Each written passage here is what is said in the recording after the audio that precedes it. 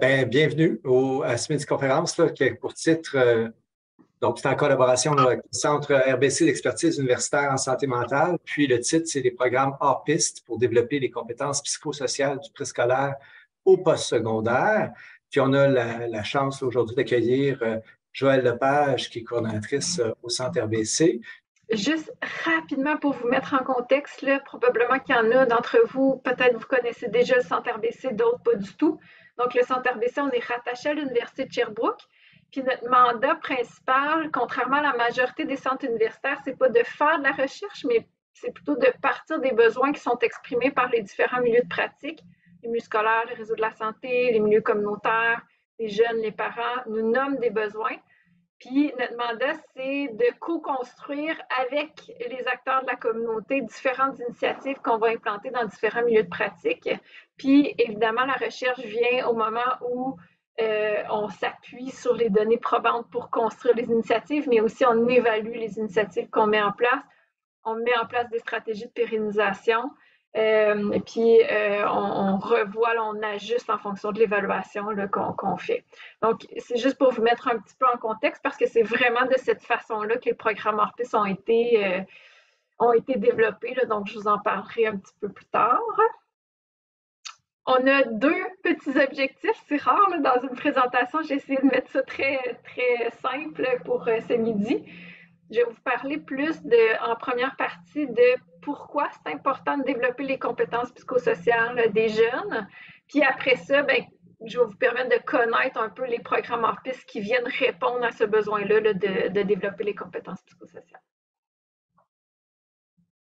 Donc, pour vous mettre en contexte, je vous parle de la situation de Marik. Marik est une jeune fille de 15 ans. Sur Instagram, ce matin, elle s'est rendue compte qu'elle n'avait pas été invitée à la fête à Marjorie hier.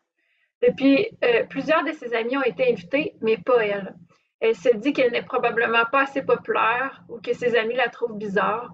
Elle est convaincue que celles-ci ont parlé d'elle hier, peut-être parce qu'elle n'a jamais eu de chum. Elle pourrait faire semblant de dater un gars pour faire partie de leur gang. Marik se trouve vraiment poche et n'a aucunement le goût d'aller à l'école, d'aller se montrer à l'école demain.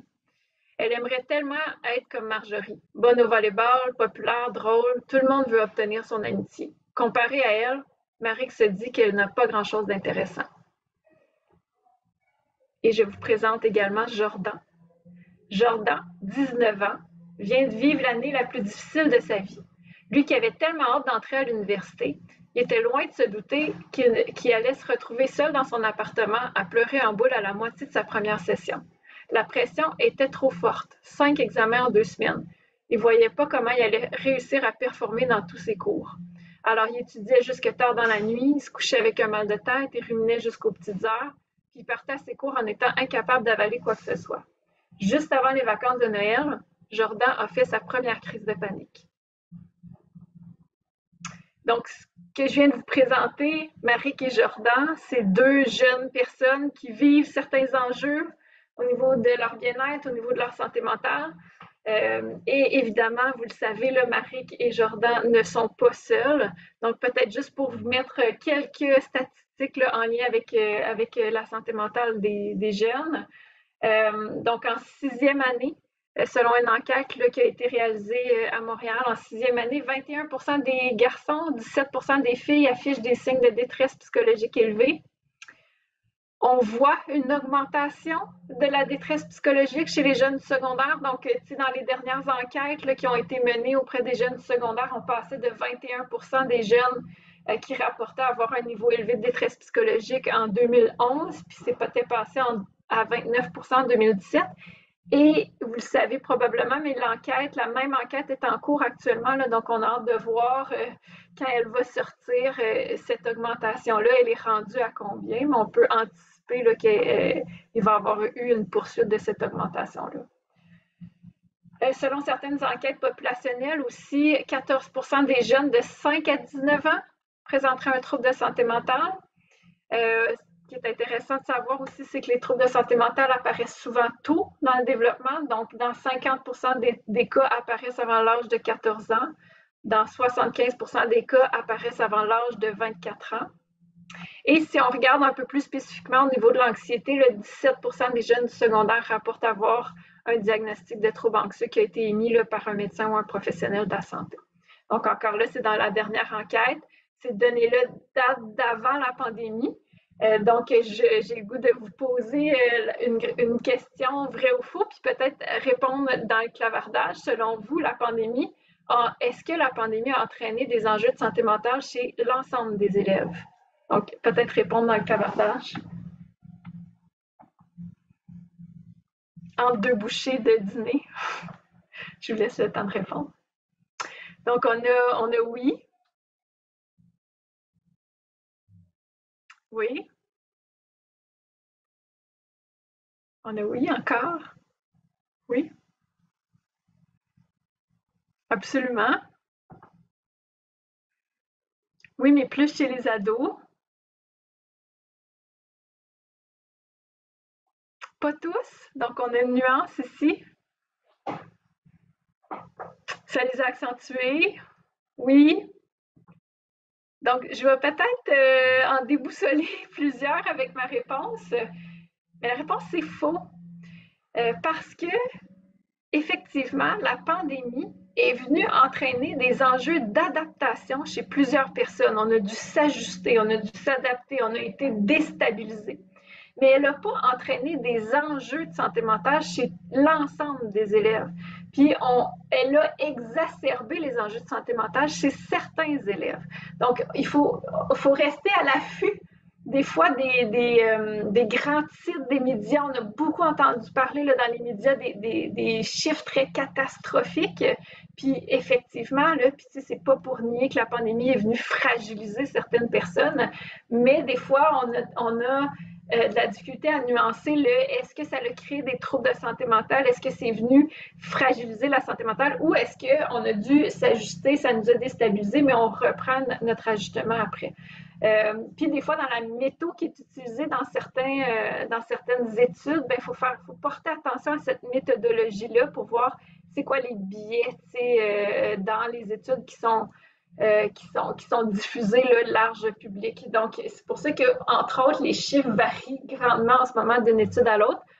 Donc, les prochaines enquêtes là, qui utilisent la même méthodologie depuis plusieurs années vont nous permettre de faire vont nous permettre d'avoir une lumière plus juste peut-être là, sur le nombre d'enjeux de santé mentale qui a émergé de cette pandémie-là. Mais des fois, c'est important de nuancer un peu les discours qu'on a. Là. Donc, c'est venu exacerber les enjeux de santé mentale chez certains, mais pas chez tout le monde, comme certaines personnes l'ont mentionné là, dans le clavardage. Donc, en lumière à ces enjeux-là, probablement que ces enjeux-là ne sont pas étrangers au fait que les compétences psychosociales, le développement des compétences psychosociales ne figure pas comme une priorité dans notre système d'éducation actuel. Puis pourtant, depuis plus de 30 ans, l'Organisation mondiale de la santé met de l'avant l'importance de développer ces compétences-là chez les jeunes.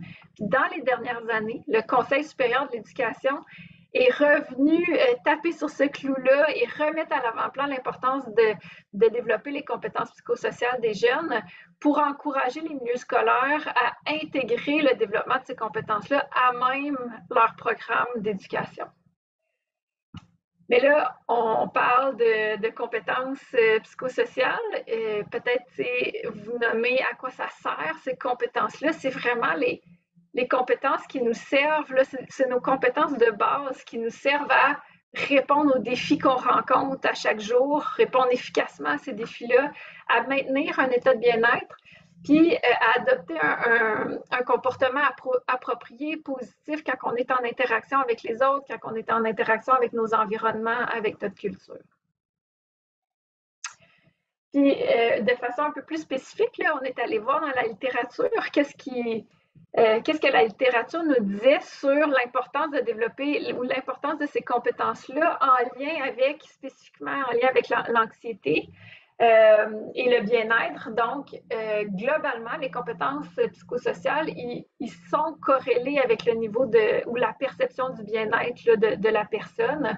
Donc, plus il y a un niveau élevé de compétences psychosociales, plus on a une évaluation positive de notre bien-être.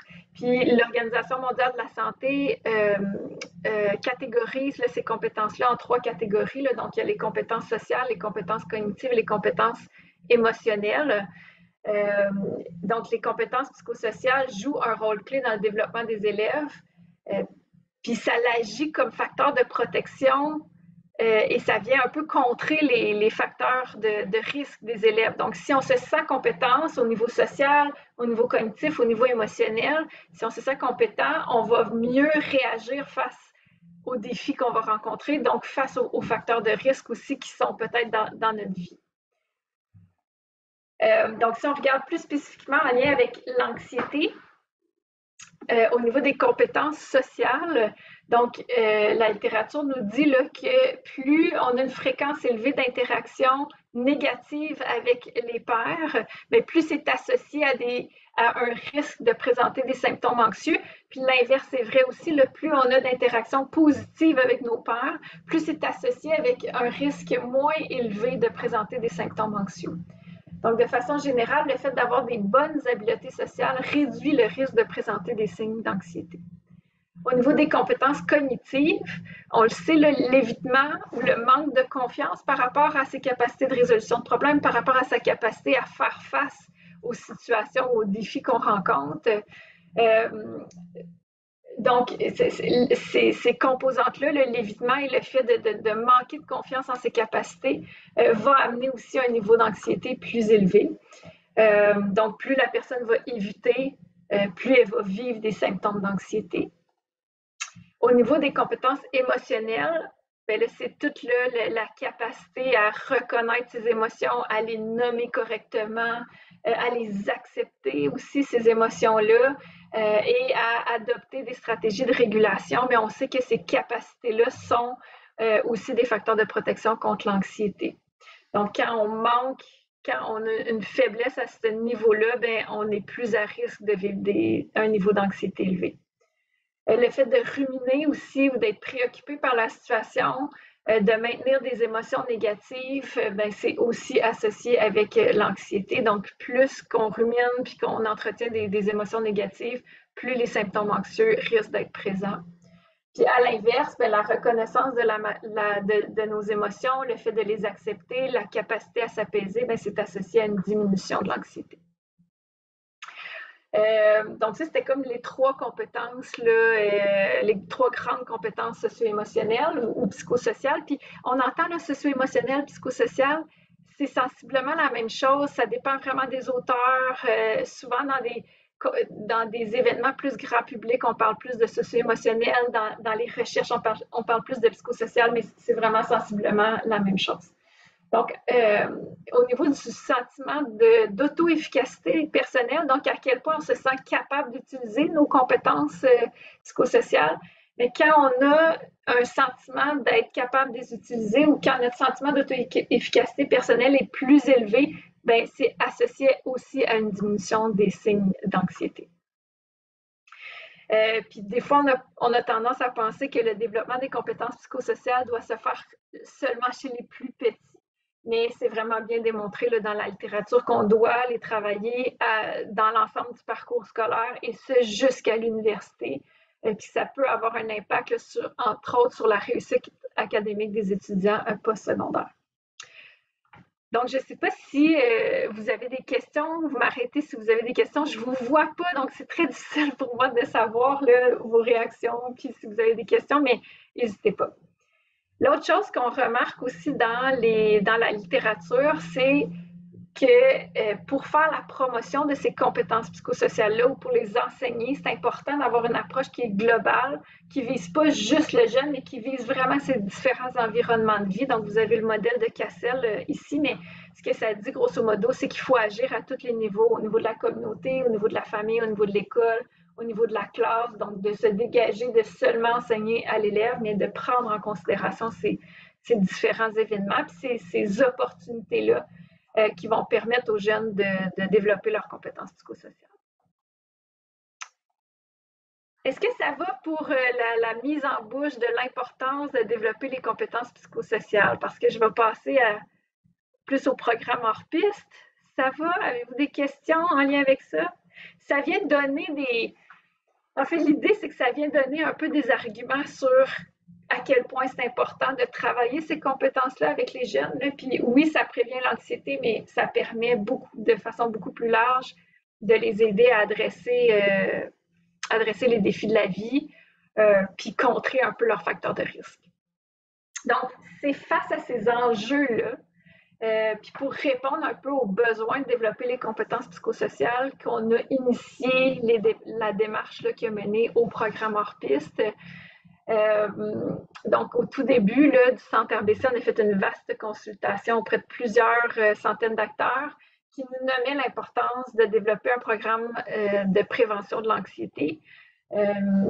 Donc, c'est comme ça qu'a démarré les travaux là, sur le programme hors piste. Puis, on travaille toujours en partenariat avec les milieux. Donc, ces programmes-là ont été co-construits par des centaines d'acteurs à travers les années.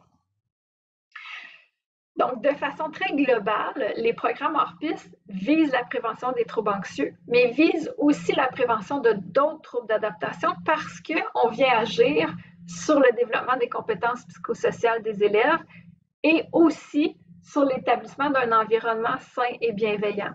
Donc, on veut agir au niveau des élèves, mais on veut aussi considérer leur environnement de vie. Puis vu qu'on ne vise pas juste la gestion du stress ou la gestion de l'anxiété, par exemple, ben, c'est pour ça qu'en développant les compétences de base, les compétences psychosociales de base, qui sont beaucoup plus larges, puis je vais vous les présenter plus tard, mais on vient agir sur la prévention des troubles anxieux, mais aussi d'autres problématiques d'adaptation, parce que c'est les mêmes compétences de base là, sur lesquelles on doit agir.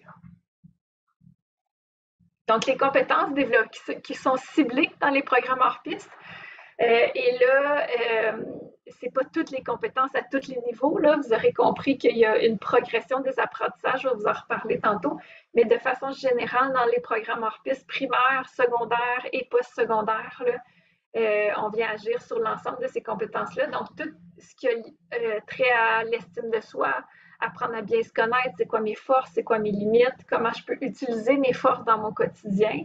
On parle de l'estime de soi aussi, là, au secondaire, on va un peu plus loin à ce niveau-là. La demande d'aide, comment je demande de l'aide, à qui je demande de l'aide, quand est-ce que je demande de l'aide, parce que chez les plus petits, des fois, on a des élèves qui n'osent pas demander de l'aide, mais on a aussi des élèves qui demandent beaucoup trop vite de l'aide, qui ont de la misère à être autonomes, donc on essaie de faire la différence dans les différentes situations.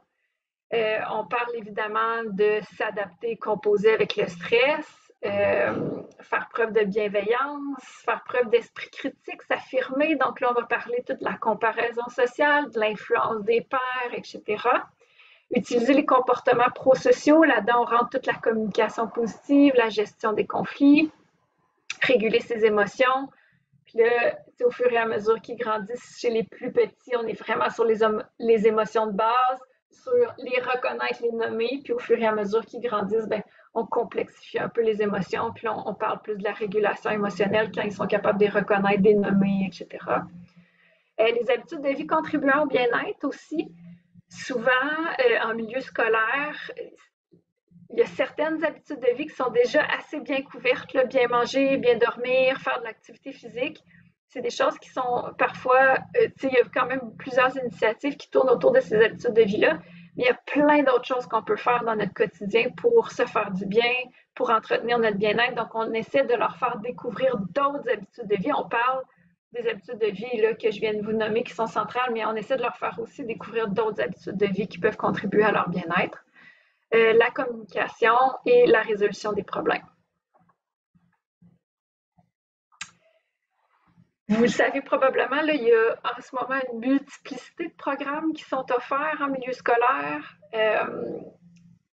qui visent vraiment qui contribuent là, au bien-être des jeunes. Des fois, c'est difficile de se repérer à travers ces différents programmes-là. Donc, on a essayé de rassembler un peu ce qui distingue le programme hors piste ou ce qui peut être différent d'un programme à l'autre. Donc, je vais passer au travers parce que ça vous donne beaucoup d'informations au niveau des programmes hors piste. Le programme hors piste, on a la chance de recevoir un appui du ministère de la Santé et des Services sociaux qui a mis en place une équipe qui est dédiée au déploiement des programmes hors piste au Québec. Donc, ça vient là, rejoindre l'autre petite bulle ici. Là, je ne sais pas si vous voyez ma souris, là, mais le soutien à faire dans l'implantation. Donc, il y a une équipe qui est rattachée au CIS de la Montérégie-Centre.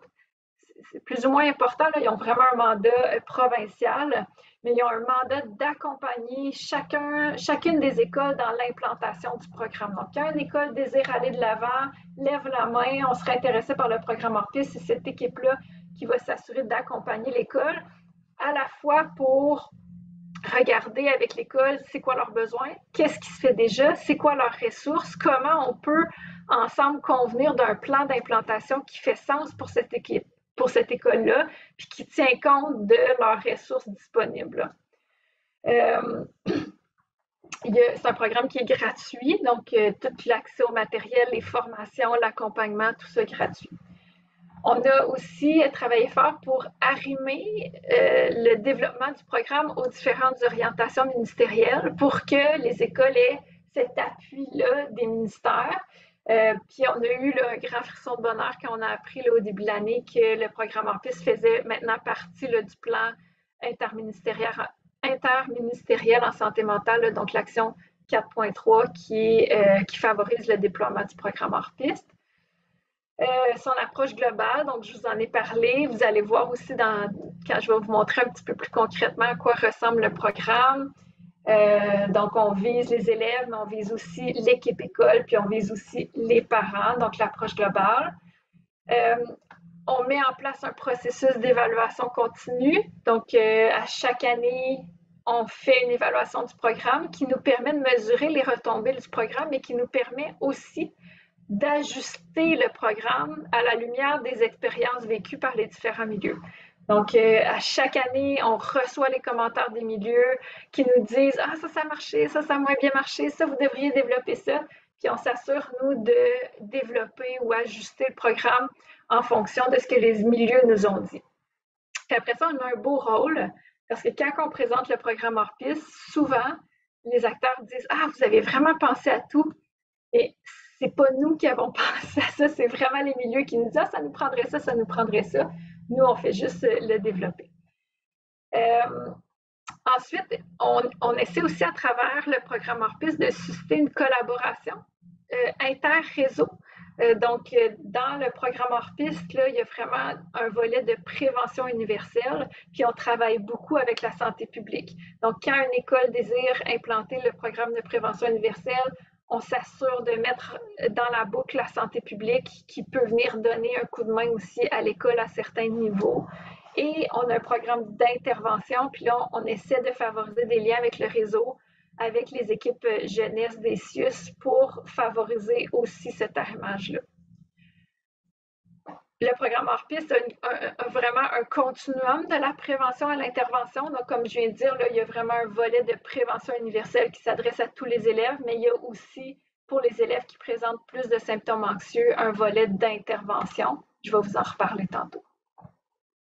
On essayait aussi d'assurer vraiment une cohérence avec le PFEQ. Donc, comment les ateliers hors piste peuvent s'inscrire avec certains objectifs du programme d'éducation pour pas que ce soit un ajout, mais plus une façon de travailler certaines compétences qui sont déjà prévues par le PFEQ. Donc, par exemple, sur les fiches d'animation, on va venir cibler en animant cet atelier-là à quelles compétences transversales du PFEQ on vient aussi répondre. Puis, on propose aussi aux écoles certains endroits, parfois dans des cours où certains ateliers peuvent être insérés et répondre à des objectifs pédagogiques. Et le programme a vraiment été basé sur le référent équipe que vous connaissez peut-être, qui est un nouveau, là, ça fait quand même quelques années. J'y arrive à la question. Et ça fait quelques années, là, le référent équipe a été développé par les deux ministères et la santé publique. Donc, qui vient, ce référentiel-là vient camper un peu quelles compétences psychosociales doivent être développées à quel niveau scolaire. Donc, nous, on s'est arrimé avec ce référentiel-là pour donner aux écoles un moyen de répondre à ces objectifs-là qui sont proposés dans le référent équipe. Évidemment, on s'assure que le contenu est appuyé sur des assises théoriques là, solides. On regarde qu'est-ce qui a déjà été fait dans la littérature, qu'est-ce qui fonctionne, on fait des recensions d'écrits sur qu'est-ce qui existe déjà, etc. Et on a un modèle d'implantation qui est flexible, donc ça revient à l'accompagnement des écoles, c'est-à-dire que les écoles ont le choix d'implanter selon différents modèles d'implantation. Donc, certaines écoles vont dire, nous, on l'implante à grandeur de l'école. D'autres écoles vont dire, nous, on va y aller avec une approche de petits pas. On va commencer dans quelques classes, puis tranquillement, on va élargir. Donc, pour répondre à la question, là, qui anime les ateliers dans les milieux, est-ce que ce sont les gens du CIS? Donc, j'y arrive, mais c'est vraiment, les ateliers sont vraiment animés par le personnel des milieux scolaires. Dans la très grande majorité des cas, c'est soit animé directement par les personnes enseignantes dans certaines écoles. Dans certaines écoles, c'est animé par les professionnels scolaires ou TES. Dans certaines écoles, c'est une responsabilité partagée. Donc, certains ateliers où c'est les personnes enseignantes, certains ateliers où c'est les TES ou les professionnels scolaires. Puis là, ça, c'est vraiment pour le volet de prévention universelle, mais pour le volet intervention, j'y reviendrai tantôt, mais là, on a une collaboration parfois avec le CIS où il y a quelqu'un, un intervenant du CIS qui vient prêter main forte à l'école. Mais je vais y revenir tantôt, là, ça va être peut-être plus concret. Juste pour vous donner une idée de l'implantation actuelle, il y a environ là, 250 écoles primaires qui ont implanté cette année, 161 écoles secondaires. On a développé cette année un ajustement, là, on a fait un ajustement du programme pour les centres de formation professionnelle, centres de formation générale aux adultes. Donc, le matériel va être disponible à partir de septembre là, pour l'ensemble des centres FGA-FP. Mais actuellement, on a travaillé avec certains centres à ajuster le matériel. Là, on a fait un projet pilote cette année, puis l'année prochaine, le matériel va être rendu disponible. Et on a un projet au post-secondaire, donc où les 5 établissements post-secondaires en Estrie participent, mais on a reçu cette année un nouveau financement qui nous permet d'accompagner plus d'établissements à la grandeur du Québec. Donc ça aussi, là, il y a de plus en plus de cégep universités qui s'inscrivent dans la démarche. Je vais vous présenter c'est quoi la démarche au post-secondaire. Donc, plus concrètement, puis là, ça va peut-être répondre plus là, aux questions plus concrètes. Quelle forme ça prend, le programme hors-piste? Donc, au primaire et au secondaire, puis je vais vous parler du post-secondaire après parce que c'est vraiment un peu différent là, au post-secondaire, mais au primaire et au secondaire, pour le volet prévention universelle, c'est vraiment des ateliers participatifs en classe qui sont offerts à tous les élèves parce qu'on est en prévention universelle, donc on veut que tous les élèves aient accès. Là, tous les élèves, je veux dire tous les élèves dans une classe, pas nécessairement tous les élèves de l'école. Comme je vous dis, certaines écoles choisissent des niveaux ou des classes particulières, là, puis commencent avec une approche de petits pas. Donc, le programme est bâti de façon à ce qu'il y ait 5 ateliers par niveau scolaire, donc de la maternelle 4 ans jusqu'en secondaire 2. On a 5 ateliers par niveau scolaire qu'on suggère d'animer environ à un rythme d'un atelier aux 2 semaines. C'est animé par les personnes enseignantes ou intervenantes de l'école, puis c'est des ateliers qui durent entre 40 et 60 minutes. Donc, au primaire, on est plus dans le 40 minutes, au secondaire, on est plus dans le 60 minutes.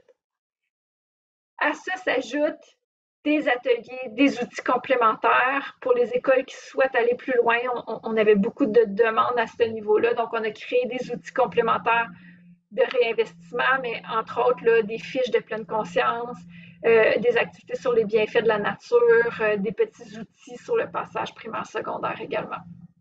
Et au deuxième cycle du secondaire, parce que secondaire 1-2, c'est vraiment 5 ateliers par niveau scolaire, mais au deuxième cycle du secondaire, on a plus vraiment une formule boîte à outils pour favoriser le réinvestissement des apprentissages qui ont été faits en secondaire 1 et 2. Donc là, les écoles peuvent voir en fonction de leurs besoins quel outil dans cette boîte à outils-là ils vont utiliser pour réinvestir les apprentissages.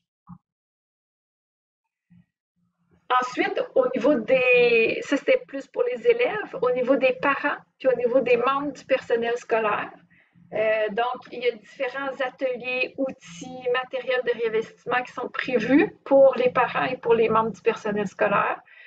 Pour l'équipe école, il y a 3 ateliers qui visent à outiller les membres d'une équipe école, soit en lien avec le stress et l'anxiété des élèves. On a un autre atelier qui vise vraiment le bien-être des membres du personnel scolaire, puis on a un autre atelier qui leur permet d'en apprendre davantage sur la pleine conscience quand ils ont le goût de l'intégrer, soit dans leur propre vie ou auprès de leurs élèves. Donc, ces 3 ateliers, puis encore là, souvent dans les modèles d'implantation, on va dire à l'école, bien, quel atelier répond le mieux à votre besoin cette année, puis on commence avec un, puis on peut intégrer une autre année, ça n'a pas besoin d'être les 3 là, dans la même année.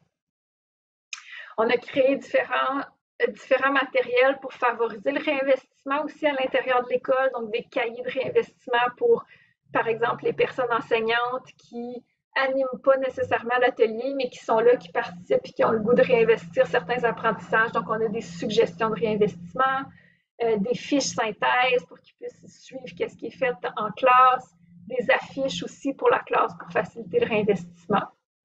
Et différents autres aussi. J'ai mis des exemples, mais dépendamment des niveaux, là, ça prend différentes formes.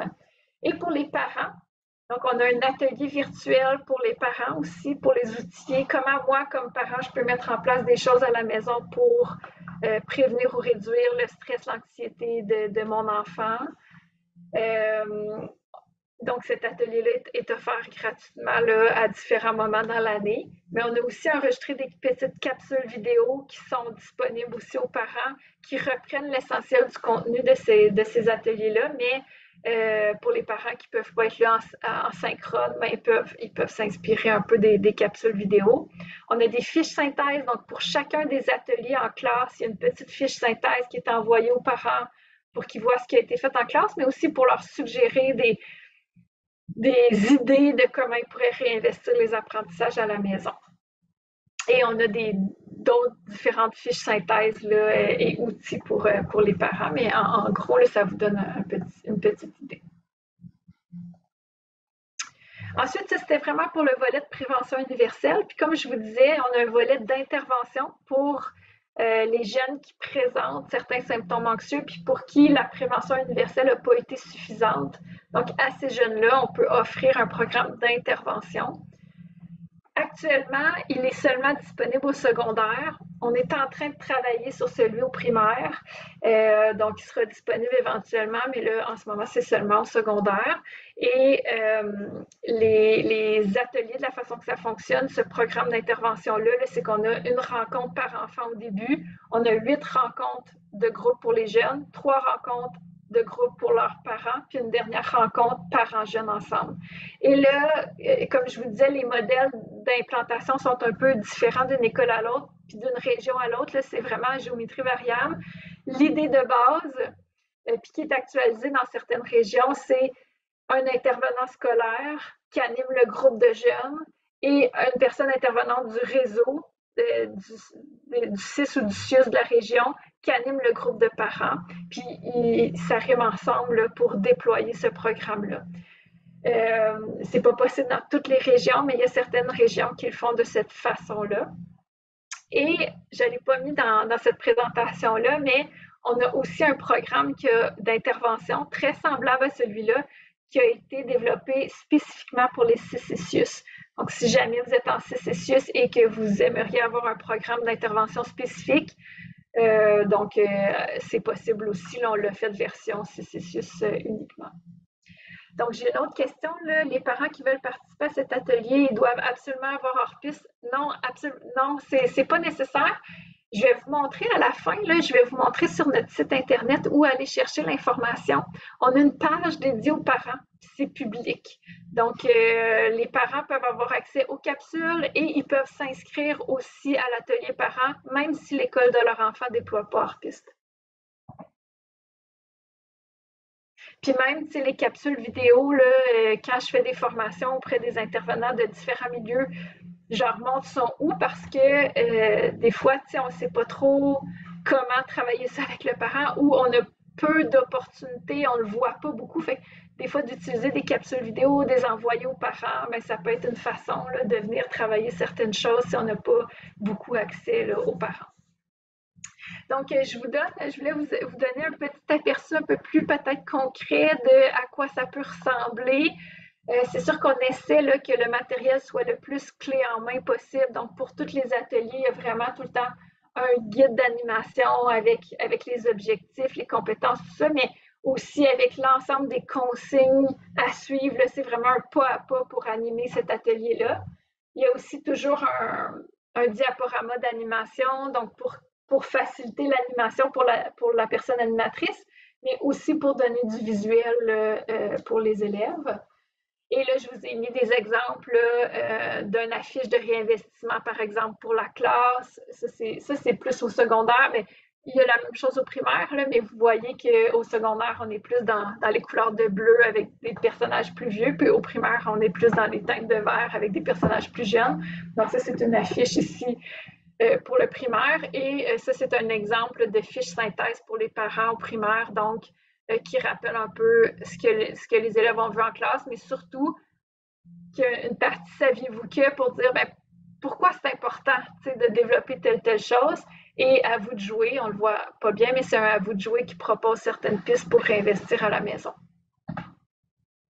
Au primaire, tous les ateliers commencent par une histoire. Il y a vraiment là, deux personnages qui sont au cœur du programme au primaire, Léo et Charlie. Et chaque atelier commence par les aventures de Léo et Charlie qui vont au camp hors-piste à chaque année, qui vivent toutes sortes d'aventures. Puis c'est à travers ces aventures-là qu'on va introduire le thème de l'atelier pour permettre aux élèves de faire des ancrages. Là, puis vraiment, ça facilite le réinvestissement parce qu'ils se rappellent pas nécessairement qu'on a travaillé la demande d'aide, mais ils se rappellent quand Léo est allé en escalade, puis il avait peur, puis il devait demander de l'aide. Donc, c'est plus facile après ça de réinvestir les apprentissages parce qu'ils se rappellent d'histoire. Puis on fait dans l'évaluation, on fait des focus group là, avec les petits maternels 4 ans à deuxième année du primaire. Puis c'est une des choses qui ressort le plus, là, ils se rappellent des personnages. Je pense que le PowerPoint va être partagé sur le site de l'IUPLSSS. Je pense que oui. Donc, le PowerPoint va vous être partagé. Donc, ça, c'est le modèle au primaire. Puis au secondaire, ben, chaque atelier commence par une capsule vidéo. Donc, souvent, elle commence par un brise-glace, mais assez rapidement dans l'atelier, on a une capsule vidéo. L'idée des capsules vidéo, c'était vraiment de rassembler un peu la théorie pour pas que l'animateur ait à s'approprier de théorie. Donc, on passe la théorie sous forme de capsule vidéo et chaque atelier termine aussi avec une capsule vidéo qui fait comme le rappel des stratégies qui ont été vues dans l'atelier. Puis évidemment, dans tout le programme hors-piste, l'idée, c'est pas de transmettre des connaissances. L'idée, c'est de faire vivre des exercices, de faire vivre des activités aux élèves. Puis à travers ces activités-là, ils développent certaines compétences, puis on termine en faisant un retour sur qu'est-ce qu'ils ont appris. Donc, je vais juste pour vous donner un petit aperçu, là, c'est très court, je vais vous faire jouer la petite vidéo qui est l'atelier 2. C'est l'introduction de l'atelier 2 en secondaire 1. Mais certaines écoles le font en secondaire 2 quand les secondaires 2 ne l'ont pas eu en 1, là, donc secondaire 1 et 2.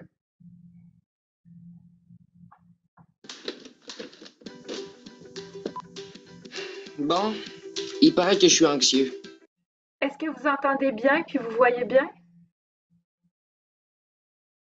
Oui, ça va. Oui, ça va, OK. Parfait. Des fois. En fait, c'est quoi ce l'anxiété?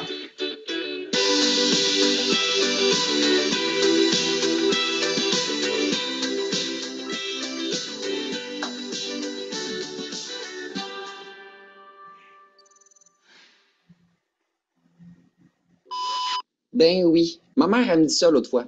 Sacha, calme-toi le pompon. Arrête de faire de l'anxiété. Puis moi, je suis comme, l'anxiété? Qu'est-ce que c'est ça? C'est-tu dangereux? Est-ce que ça se guérit? Bon, ça dit ici, l'anxiété puis le stress, c'est pas la même affaire. Le stress, c'est quand tu fais face à une situation stressante, du genre, drette là, ici, maintenant.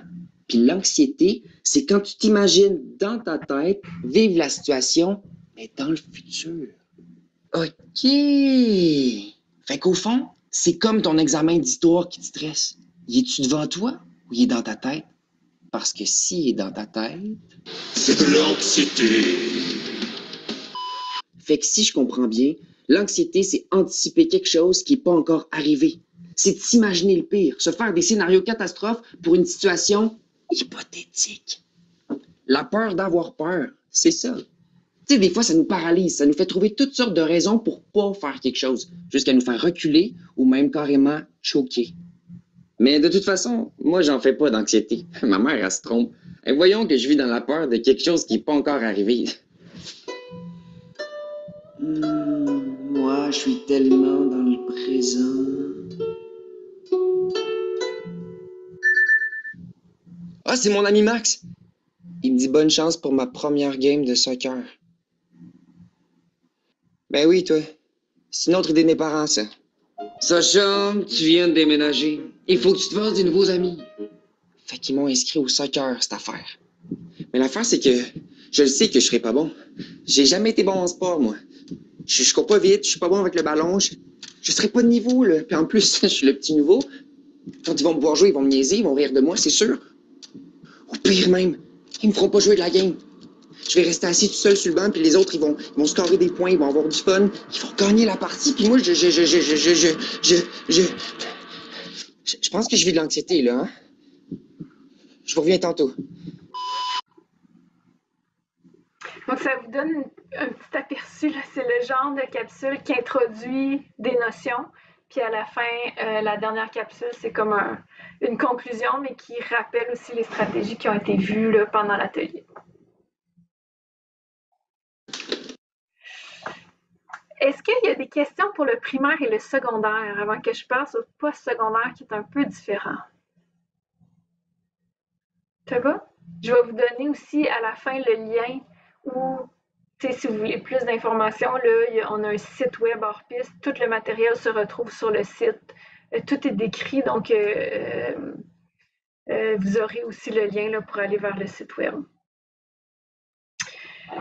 Donc, au post-secondaire, c'est vraiment dans une autre optique là, parce que vous aurez compris que faire des ateliers en classe, au cégep, à l'université, même FGA-FP, là, on est moins là-dedans. Donc, c'est plus sous forme de les établissements qui nous contactent là, en lien avec le programme en piste. On leur propose plus une démarche systémique d'accompagnement pour favoriser la santé mentale étudiante. Donc, c'est une démarche qui est cyclique, là, puis qui fait vraiment une espèce de continuum où on va évaluer les besoins des milieux, les besoins des personnes étudiantes. On va regarder aussi qu'est-ce qu'ils font déjà, qu'est-ce qu'ils ont déjà en place, qu'est-ce qu'ils aimeraient mettre en place de plus, puis on va les aider, les accompagner à l'implantation de ces nouvelles initiatives-là et à l'évaluation de ces nouvelles initiatives-là également. Donc, c'est une approche qui est vraiment où les personnes étudiantes sont au cœur. Là. Donc, dans chaque établissement qui nous approche, on met en place une petite gouvernance avec certains comités, mais les étudiants, on essaie qu'ils soient vraiment le plus possible impliqués dans ces comités-là, puis qu'ils fassent partie là, des discussions et puis des pistes de solutions. C'est une démarche aussi qui, un peu comme au primaire et au secondaire, mais qui vise plusieurs niveaux, donc de la promotion jusqu'à l'intervention, donc dépendamment des besoins de l'établissement. Il y a différentes initiatives qui peuvent s'inscrire un petit peu à différents niveaux d'intervention. Et on a monté là, une banque d'ateliers, de formation qui sont appuyés par des données probantes et qui sont mises à la disposition des établissements là, pour leur permettre d'avoir une banque. C'est des choses certaines choses que nous avons développées, mais d'autres choses aussi qui existaient déjà. On a fait comme un peu un répertoire pour inspirer les établissements sur qu'est-ce qu'ils pourraient mettre en place là, pour favoriser la santé psychologique des personnes étudiantes, mais aussi la santé psychologique des membres du personnel de ces établissements-là aussi. Puis au post-secondaire, là, vous le savez, il y a vraiment une culture qui promouvoit la performance. Donc, on est beaucoup à travailler aussi au niveau de la culture des établissements dans le projet hors piste au post-secondaire. Donc, je vous en ai glissé un petit mot tantôt. À chaque année, on fait une démarche d'évaluation qui est assez rigoureuse là, des programmes hors piste.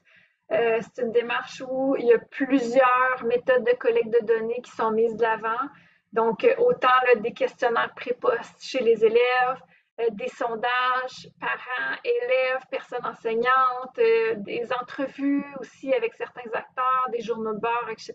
Donc, il y a vraiment plusieurs méthodes de collecte de données. Puis là, dépendamment du programme puis du niveau, là, on s'ajuste. Là, chez les plus petits, il n'y a pas de questionnaire pré-poste, mais on va les rencontrer.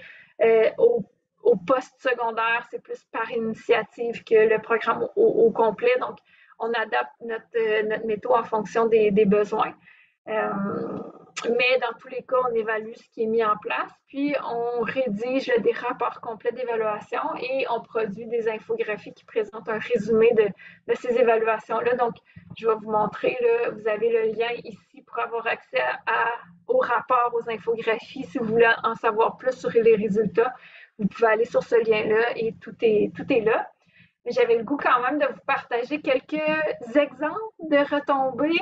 Évidemment, là, je ne pouvais pas tout mettre aujourd'hui parce que vous comprendrez qu'il y a beaucoup de volets et beaucoup d'évaluations qui ont été faites, mais je voulais vous partager quelques exemples. Donc, chez les élèves du primaire, dans la dernière année, là, les résultats démontraient une diminution au niveau de l'anxiété chez les élèves qui présentaient un niveau d'anxiété élevé avant les ateliers. Donc, entre le avant les ateliers et le après les ateliers, on remarquait cette diminution-là au niveau de l'anxiété et une augmentation de la compétence de régulation émotionnelle.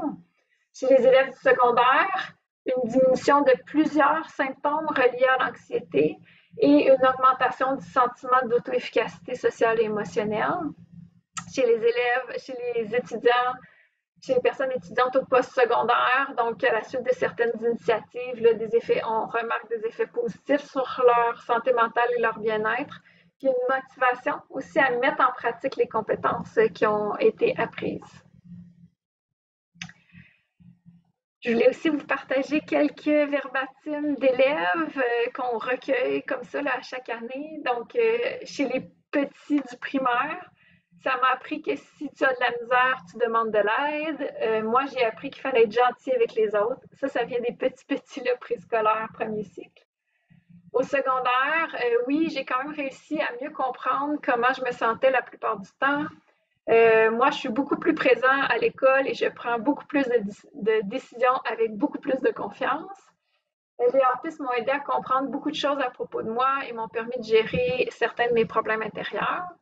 Chez les élèves du post-secondaire, donc ça a des effets. Au début, la pression et la tension étaient là. Au fil du temps, ça s'apaisait. C'est comme si c'est une thérapie où on est entraîné à le faire. Je voulais vous partager aussi, là, je ne sais pas si parmi vous, il y en a qui travaillent en milieu scolaire. Je voulais vous partager une invitation à participer à un projet de recherche pour les écoles qui n'implantent pas encore le programme hors piste. Il y a une possibilité là, de participer à la recherche avec nous et d'obtenir un portrait de certaines caractéristiques des élèves. Donc, au secondaire, là, il y a vraiment plusieurs caractéristiques, dont le niveau d'anxiété, les compétences psychosociales. Au primaire, c'est le niveau d'anxiété et les compétences psychosociales. Puis ce portrait-là, après ça, peut aider les écoles à prendre certaines décisions en lien avec les initiatives qui ont le goût d'implanter, mais aussi les outiller au niveau du développement de leur projet éducatif ou faciliter la réduction de compte en lien avec la mesure 15022 qui porte sur le bien-être. Donc, pour participer à la recherche, je vous ai mis le lien. Ce que ça demande, c'est de passer à 2 reprises un questionnaire auprès des élèves, donc à environ 3 mois d'intervalle. Puis ce que ça rapporte, c'est le portrait, évidemment, des élèves avec une compensation monétaire de 500 $ et on offre à ces écoles-là un atelier virtuel gratuit qui porte sur un des 3 sujets là, que je mentionnais tantôt, donc qui vise à outiller les membres de l'équipe école sur le stress et l'anxiété chez les élèves ou qui vise à les outiller sur comment on peut favoriser leur propre bien-être dans leur milieu ou sur la pleine conscience. Et pour les écoles qui implantent hors piste, ben, ils ont aussi la possibilité de participer au projet de recherche et d'avoir un portrait de leurs élèves. Donc, quand une école désire implanter hors piste, on leur parle de cette possibilité-là. Là, je vous partageais plus le groupe contrôle qui n'implante pas le programme hors piste là, parce que c'est plus difficile d'avoir accès à cette information-là là, quand on n'implante pas le programme. Je reviens pour terminer, avec l'histoire de Marik. Donc, Marik se sent mieux. Elle réalise qu'elle saute peut-être trop vite aux conclusions et qu'elle interprète négativement beaucoup de situations. Ça fait 1 mois que Mme Langlois, son professeur de français, anime le programme hors-piste qui lui permet de remettre ses pensées en question et de s'accepter davantage. Elle apprend à être bienveillante envers elle-même et à s'accepter comme elle est. Elle se compare moins aux autres et elle se rend compte que, contrairement à ce qu'elle pensait, les autres s'intéressent à elle et elle a de vraies bonnes amies. Elle réalise à quel point son cerveau pouvait lui jouer des tours. Les compétences qu'elle apprend maintenant lui serviront assurément toute sa vie. Et pour Jordan, donc heureusement, une amie a parlé à Jordan d'ateliers sur le stress et l'anxiété offerts par le service à la vie étudiante.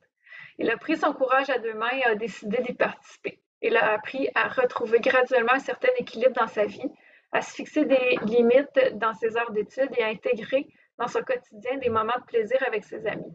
Mais ce qu'il a surtout appris, c'est qu'il vaut beaucoup plus que ses notes, que ce n'est pas ses résultats qui le définissent, que même s'il rencontre une difficulté ou qu'il échoue à un examen, ça ne lui enlève pas sa générosité, sa gentillesse, sa capacité d'écoute et son côté joueur de tour. Finalement, il réalise que même si cette année a été très difficile, pleine de remises en question et de moments de détresse, il en sort grandi. Donc, mon merci n'est pas à la bonne place, mais je vous laisse sur 4 liens. Le premier lien, c'est le lien vers le programme hors-piste. Donc, sur le site web, là, puis tantôt, je vous ai dit, il reste 5 minutes, là, je pourrais, si vous voulez, vous montrer là, où aller chercher l'information pour les parents, puis peut-être le site web hors-piste. Donc, ce lien-là, c'est vers le site web hors-piste. La boîte à outils du Centre RBC, c'est un endroit sur notre site web où on rassemble tous les outils qui sont conçus au Centre RBC. Donc, il y en a qui traitent de stress et d'anxiété, il y en a qui traitent d'autres choses, de bien-être, il y en a qui visent les jeunes, les parents, les intervenants, intervenantes, enseignants, enseignantes, direction d'école. Donc, vous pouvez aller fouiller dans cette banque d'outils-là. Notre page Facebook, où on essaie de partager de l'information importante en lien avec la santé mentale des jeunes. Et on a une toute nouvelle infolette hors-piste. Donc, si vous voulez avoir les nouvelles de ce programme-là, vous pouvez aussi vous inscrire à l'infolette hors-piste.